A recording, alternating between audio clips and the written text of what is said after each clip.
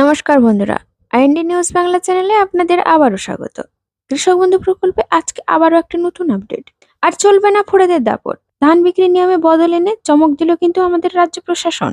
এমনকি কৃষক বন্ধু প্রকল্পের দ্বিতীয় কিস্তি অর্থাৎ রবি মরশুমের টাকা যে আপনারা কিছুদিনের মধ্যেই পেতে চলেছেন, তার প্রমাণ কিন্তু আজকে আপনাদের জানাবো। এমনকি কত তারিখে আপনাদের ব্যাংকের অ্যাকাউন্টে কৃষক বন্ধু প্রকল্পের দ্বিতীয় কিস্তির টাকাটি ক্রেডিট হতে চলেছে। এমনকি শস্য বীমা প্রকল্প থেকে শুরু করে আবাস যোজনা সমস্ত প্রকল্পের আজকের কি আপডেট রয়েছে সবকিছুই কিন্তু জানতে চলেছেন আজকের এই ছোট্ট ভিডিওতে। আশা করছি আজকের এই ছোট্ট ভিডিওটি আপনাদের উপকারে নিশ্চয়ই আসবে। ভিডিওটি শেষ পর্যন্ত দেখে যাওয়ার চেষ্টা করুন। আর যদি ভিডিওটি ভালো লাগে অবশ্যই কিন্তু একটা ছোট্ট লাইক দিয়ে ভিডিওটিকে অবশ্যই সাপোর্ট করতে ভুলবেন না। এমনকি আপনি যদি আমার চ্যানেলে নিয়মিত দর্শক, আপনি আমার চ্যানেলটি এখনো পর্যন্ত সাবস্ক্রাইব করেননি, তাহলে বলবো চ্যানেলটিকে অবশ্যই সাবস্ক্রাইব করে অবশ্যই পাশে থাকা বেল নোটিফিকেশনটিকে অন করে রাখবেন। আর যারা আমার চ্যানেলটি আগে থেকেই সাবস্ক্রাইব করে রেখেছেন তাদের জন্য জানাই অসংখ্য ধন্যবাদ। কৃষক বন্ধু প্রকল্পে টাকা দেওয়ার জন্য যে স্ট্যাটাসের পরিবর্তন, তা কিন্তু স্ট্যাটাসে আপডেট শুরু হয়ে গিয়েছে। রবি মরশুমের টাকা আপনারা কত তারিখে পেতে চলেছেন, এমনকি পিএম কিষাণ সম্মান নিধি প্রকল্পের 19তম কিস্তির টাকা নিয়ে কি জানানো হয়েছে, সমস্ত কিছুই জানতে চলেছেন আজকের ভিডিওতে। আমাদের দেশের বেশিরভাগ মানুষই কিন্তু কৃষিকাজের উপর নির্ভর। তার কথা মাথায় রেখে কিন্তু আমাদের রাজ্য সরকার থেকে কেন্দ্র সরকার বিভিন্ন রকমের প্রকল্প চালু করেছেন আমাদের রাজ্যের সমস্ত নাগরিকদের জন্য। রাজ্য সরকার বিভিন্ন জনপ্রিয় প্রকল্পের মধ্যে কৃষক বন্ধু একটি অন্যতম প্রকল্প, সেটা আমরা সবাই জানি। এই প্রকল্পের মাধ্যমে কৃষকদের বছরে 2টি কিস্তিতে আর্থিকভাবে সহায়তা করে থাকে আমাদের রাজ্য সরকার। অন্যদিকে কেন্দ্র সরকারের তরফে পিএম কিষাণ সম্মান নিধি প্রকল্পের মাধ্যমে বছরে 3টি কিস্তিতে 2000 টাকা করে মোট 6000 টাকা কিন্তু আপনারা সহায়তা পেয়ে থাকেন। ইতিমধ্যে আমাদের স্বরাষ্ট্রমন্ত্রী অমিত শাহ ঘোষণা করেছিলেন আপনাদের ব্যাংকের অ্যাকাউন্টে কিন্তু এবারে 6000 টাকার পরিবর্তে 10,000 টাকা ঢুকতে চলেছে পিএম কিষাণ সম্মান নিধি প্রকল্পে। যদিও বা কিছুদিন আগে 18তম কিস্তি টাকা আপনারা 2000 টাকাই পেয়েছেন, বেশি কিন্তু পাননি। তাহলে কি আপনারা 19তম কিস্তিতে এই টাকাটি পেতে চলেছেন, অর্থাৎ আপনাদের কি টাকার পরিমাণ বাড়ানো হবে? সে ব্যাপারে বলবো বন্ধুরা, এখনো পর্যন্ত কেন্দ্র সরকারের তরফ থেকে কোনো রকম ভাবে ঘোষণা হয়নি। যদি সেরকম ভাবে নিত্য নতুন তথ্য বা আপডেট উঠে আসে তাহলে কিন্তু আপনাদের ভিডিওর মাধ্যমে অবশ্যই জানানোর চেষ্টা করব। তবে এটি আপনাদের জানাতে পারি যে বিভিন্ন সূত্র থেকে যে খবরটি আমরা পাচ্ছি 2025 সালের ফেব্রুয়ারি মাসে কিন্তু আপনারা পিএম কিষাণ সম্মান নিধির 19তম কিস্তির টাকাটি পেতে চলেছেন। এমনকি কৃষক বন্ধু প্রকল্পের রবি শস্য ফসলের টাকা পাওয়ার জন্য এখন আপনারা নিয়মিত নিশ্চয়ই বেনিফিশিয়ারি স্ট্যাটাসটি চেক করছেন।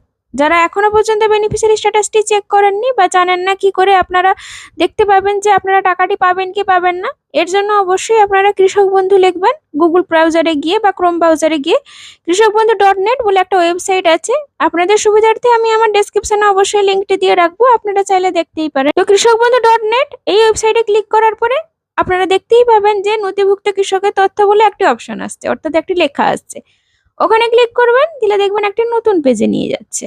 উপরে লেখা আছে দেখুন কৃষক বন্ধু, নিচেই লেখা আছে দেখুন সিলেক্ট অপশন। আপনারা এখান থেকে যে কোনো একটা অপশন চুজ করে নেবেন। তো আমি এখানে আধার কার্ড চুজ করব। আধার কার্ডটি চুজ করার পরে আধার কার্ডের আইডির ঘরে আইডি নম্বরটি দিতে হবে। রোবটের আই এম নট এর রোবটের ঘরে টিক চিহ্ন পড়ে যাওয়ার পরে সার্চ অপশনে ক্লিক করলে আপনার স্ট্যাটাসটি পুরোপুরি ওপেন হয়ে যাবে। তো দেখুন বন্ধুরা, এই উপভোক্তার কিন্তু ডিডিএ অ্যাপ্রুভড চলে এসেছে, অর্থাৎ কিছুদিন আগে জায়গাটি ফাঁকা হয়ে গেছিল, সাকসেস লেখাটি উঠে যাওয়ার পরে এডি আপলোডেড ছিল।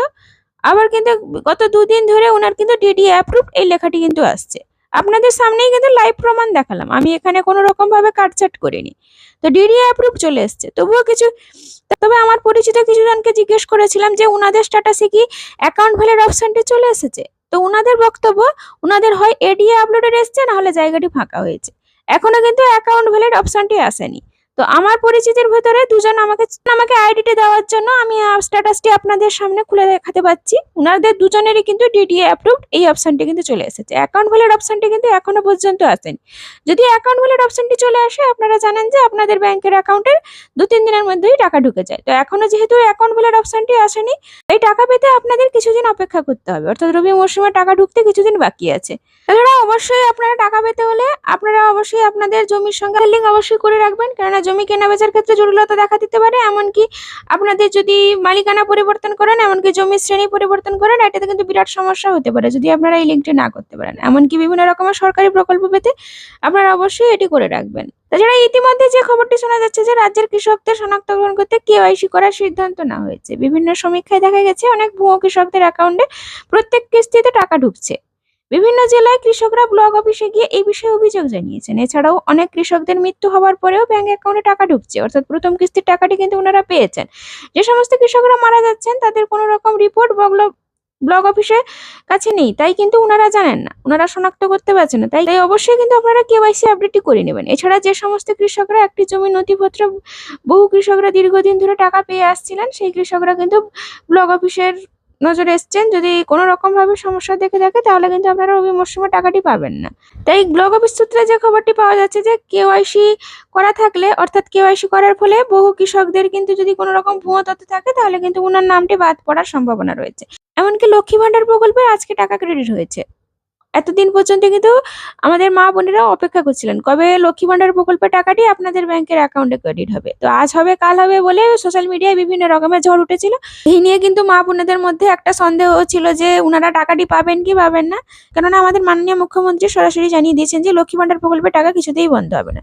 কোনো কারণে সার্বজনীন সমস্যার হওয়ার জন্য আপনারা 5 থেকে 7 তারিখের মধ্যেই পেয়ে যেতেন, কিন্তু এবারে কিন্তু টাকাটি পেতে পেতে আপনাদের 10 তারিখ হয়ে গেছে।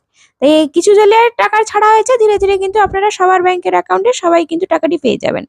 তো বন্ধুরা, শস্য বীমা প্রকল্পে ইতিমধ্যে কিন্তু আপনাদের এখনো আবেদনের কাজকর্ম চলছে। এখন শোনা যাচ্ছে যে কিছু কিছু কৃষকদের শীঘ্রই স্ট্যাটাসে আপডেট শুরু হয়ে যাবে। তো আপনারা অবশ্যই আপনাদের স্ট্যাটাসটি চেক করিয়ে রাখবেন, কেননা প্রথমে যে ঝড় হয়েছিল সেই ঝড়ের টাকা কিন্তু আপনারা আগে তার ক্ষতিপূরণের টাকা কিন্তু আপনারা আগে পেতে চলেছেন। তাই অবশ্যই আপনারা স্ট্যাটাসটি চেক করে রাখবেন। তবে দানা ঘূর্ণিঝড়ের ফলে যে আপনারা আবেদনটি জমা করেছেন সেই আবেদন অনুযায়ী আপনাদের কিন্তু টাকা ঢুকতে একটু সময় লাগবে। তবে যতদূর সম্ভব শোনা যাচ্ছে যে রবি কিস্তি টাকা দেওয়ার পরেই কিন্তু আপনারা দ্বিতীয় কিস্তি যে ক্ষতিপূরণের টাকা সেটা কিন্তু পেতে চলেছেন। তাছাড়া আর একটি কথা হচ্ছে যে সরকারি সহায়ক মূল্যে যে ধান কেনা শুরু হয়েছে তার নিয়মে কিন্তু বদল এনেছে সরকার।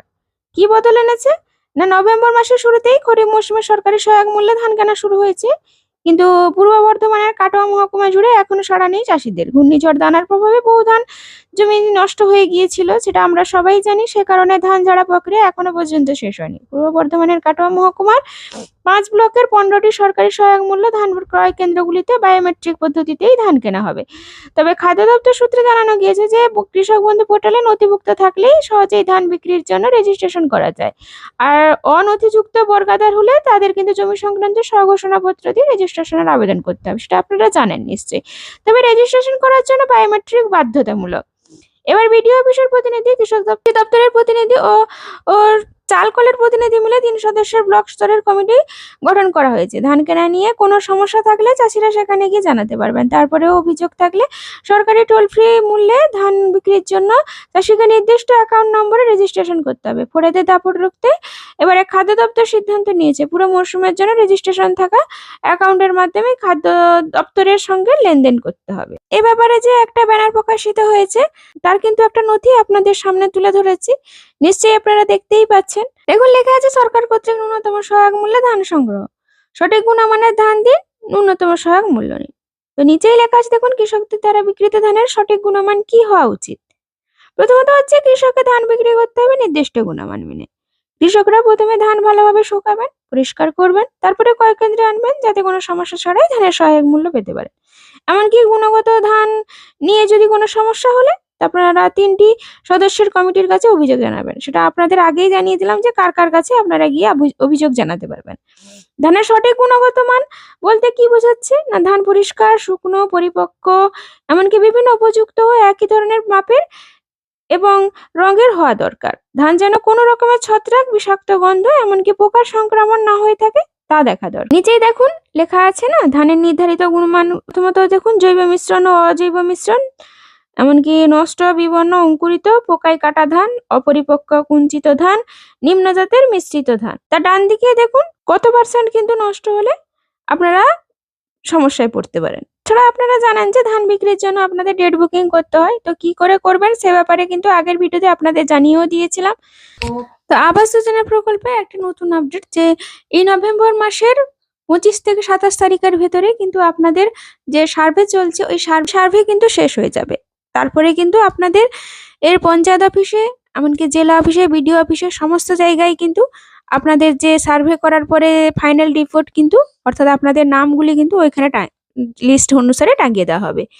যদি কোনো রকম সমস্যা থাকে তাহলে কিন্তু আপনারা বিডিও অফিসে গিয়ে যোগাযোগ করবেন। এমনকি আমরা বিডিও অফিস থেকে এই খবরটিও পেয়েছি যে আপনারা ডিসেম্বর মাসের প্রথম সপ্তাহ থেকে কিন্তু আপনারা টাকা পেতে চলেছেন। অর্থাৎ 3টি ধাপে যে আপনারা টাকা পাবেন তার কিন্তু প্রথম ধাপের টাকা আপনারা ডিসেম্বর মাসের প্রথম সপ্তাহ থেকে পেতে চলেছেন। তো বন্ধুরা, এই ছিল কৃষক বন্ধু প্রকল্প, এমনকি শস্য বীমা, আবাস যোজনা সমস্ত রকমের নতুন আপডেট কিন্তু আপনাদের সামনে তুলে ধরলাম। আশা করছি আজকের এই নতুন আপডেটগুলি আপনাদের উপকারে নিশ্চয়ই আসবে। তাই আজকের ভিডিওটি এই পর্যন্ত।